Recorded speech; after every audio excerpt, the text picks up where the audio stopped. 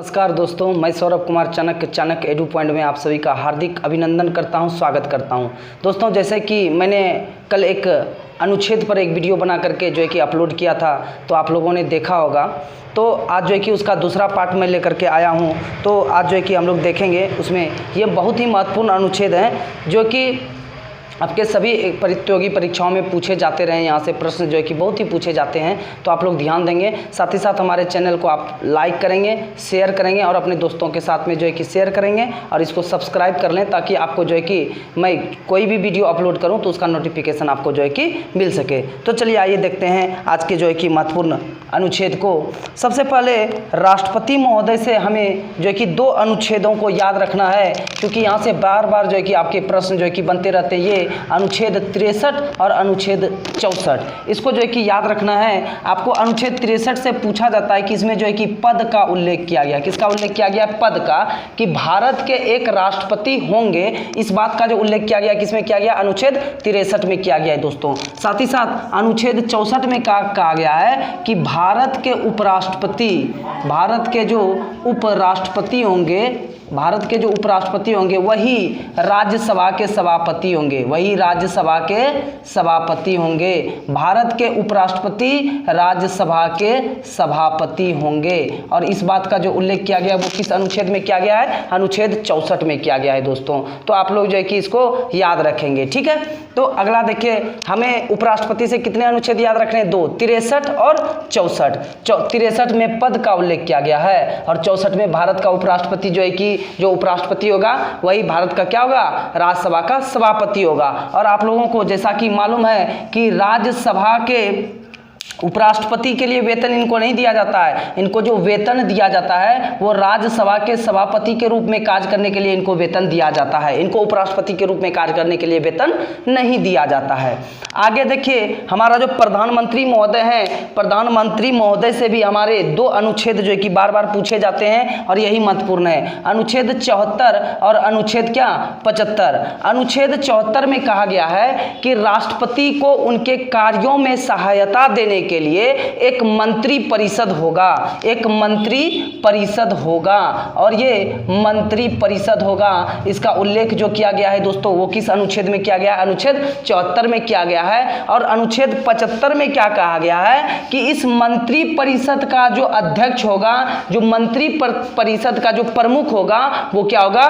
प्रधानमंत्री होगा। और मंत्री परिषद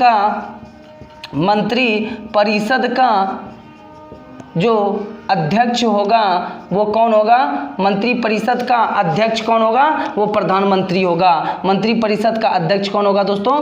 प्रधानमंत्री होगा। तो आप लोग यहाँ से दो अनुच्छेद याद रखेंगे कि अनुच्छेद 74 में कहा गया है कि मंत्री परिषद होगा, राष्ट्रपति को उनके कार्यों में सहायता देने के लिए एक मंत्री परिषद होगा, जिसके शीर्ष पर क्या होंगे बताइए? प्रधानमंत्री होंगे। और अनुच्छेद 75 में क्या कहा गया है कि मंत्री परिषद का जो अध्यक्ष होगा वो कौन होगा? प्रधानमंत्री होगा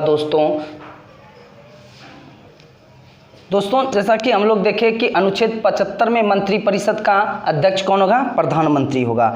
वहीं देखिए, भारत के संसद से बार बार प्रश्न पूछा जाता है। तो आप लोगों को मैं बता दूं कि भारत के जो संसद है दोस्तों, जो भारत के जो संसद है ना, भारत के संसद के 3 अंग होते हैं। एक होते हैं लोकसभा, एक होते हैं राज्यसभा और एक होते हैं क्या? राष्ट्रपति महोदय होते हैं। तो अब हम लोग जो पढ़ने वाले हैं वो भारत की संसद के बारे में पढ़ने वाले हैं। और भारत में जो संसदीय व्यवस्था ली गई है दोस्तों, वो ब्रिटेन के संविधान से ली गई है, ब्रिटेन इंग्लैंड के संविधान से ली गई है। तो अनुच्छेद 79 में इसमें क्या किया गया है? संसद का उल्लेख किया गया। इसमें कहा गया कि भारत में जो है कि एक संसद होगा। भारत में क्या होगा बताइए? संसद होगा। और अनुच्छेद 80 में कहा गया है कि राज्यसभा का उल्लेख किसमें किया गया है बताइए? अनुच्छेद 80 में। और अनुच्छेद 81 में लोकसभा का उल्लेख किया गया है। तो बड़े ही आसान है, यहाँ से आप लोग याद रख सकते हैं कि अनुच्छेद 79 में संसद का उल्लेख किया गया है और अनुच्छेद 80 में किसका उल्लेख किया गया है? राज्यसभा का। और अनुच्छेद 80 में किसका उल्लेख किया गया है? लोकसभा का किया गया है। है दोस्तों। तो यहाँ से आप लोग जो है कि याद रखेंगे, बस 3 ही चीज़ों को याद रखना है कि 79 में भारत का संसद, 80 में राज्यसभा और 81 में क्या, लोकसभा। उसके बाद आगे देखिए अनुच्छेद 100। अनुच्छेद 100 में क्या कहा गया है, इसको बड़ा ही आसानी से याद रख सकते हैं आप लोग कि जब लोकसभा में किसी विधेयक पर समान बराबर मत हो जाता है, 50-50 मत हो जाता है, यानी कि दोनों पक्षों में बराबर मत हो जाता है, उस समय जो लोकसभा के अध्यक्ष होते हैं ना, वो निर्णायक मत दे सकते हैं। तो इसमें क्या किया गया है कि लोकसभा अध्यक्ष को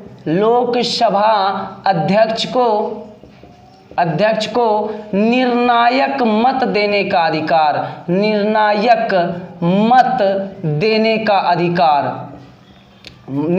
मत देने का अधिकार, इसका उल्लेख किसमें किया गया है बताइए, अनुच्छेद 100 में किया गया है कि जब मत बराबर हो जाए उस समय जो है कि, तो अनुच्छेद 100 में लोकसभा के अध्यक्ष को निर्णायक मत देने का अधिकार दिया गया है। अब देखिएगा हम लोग देखते हैं कि इसमें अनुच्छेद 105 और अनुच्छेद 108 ये दोनों बहुत ही महत्वपूर्ण है दोस्तों।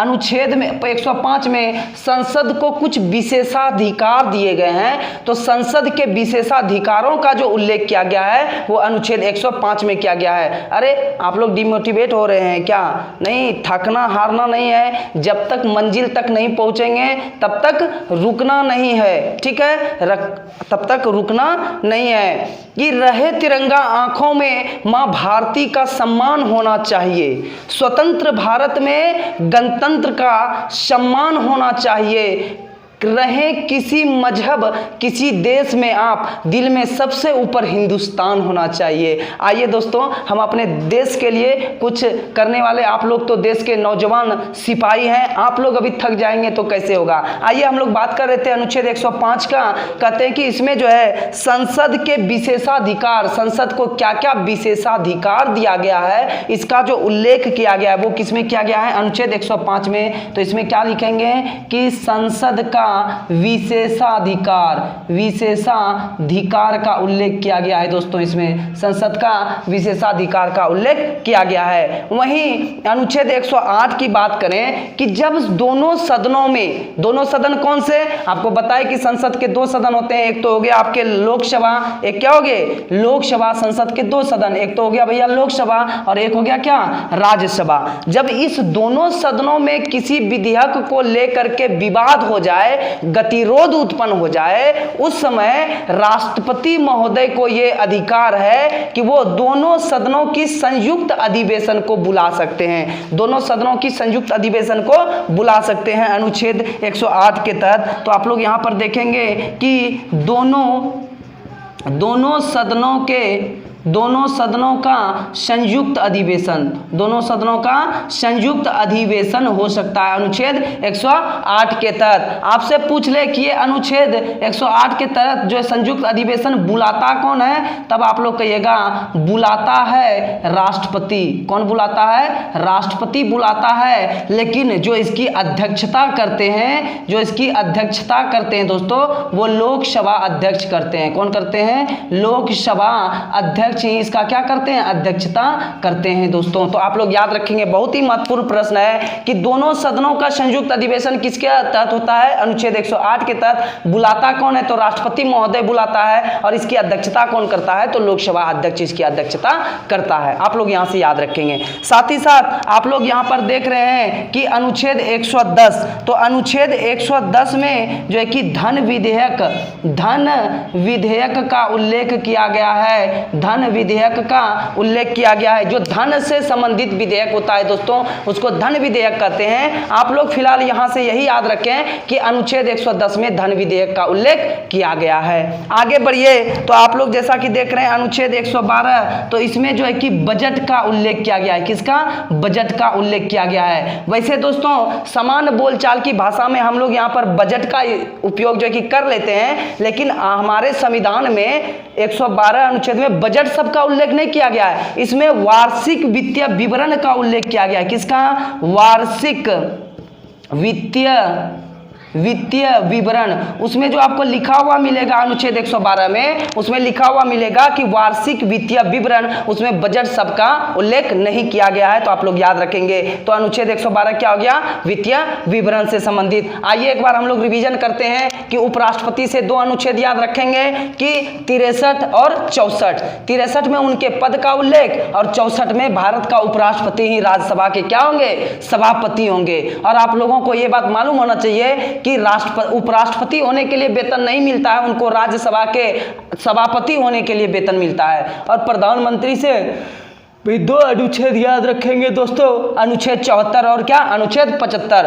अनुच्छेद 74 में उल्लेख किया गया किसका, मंत्री परिषद का।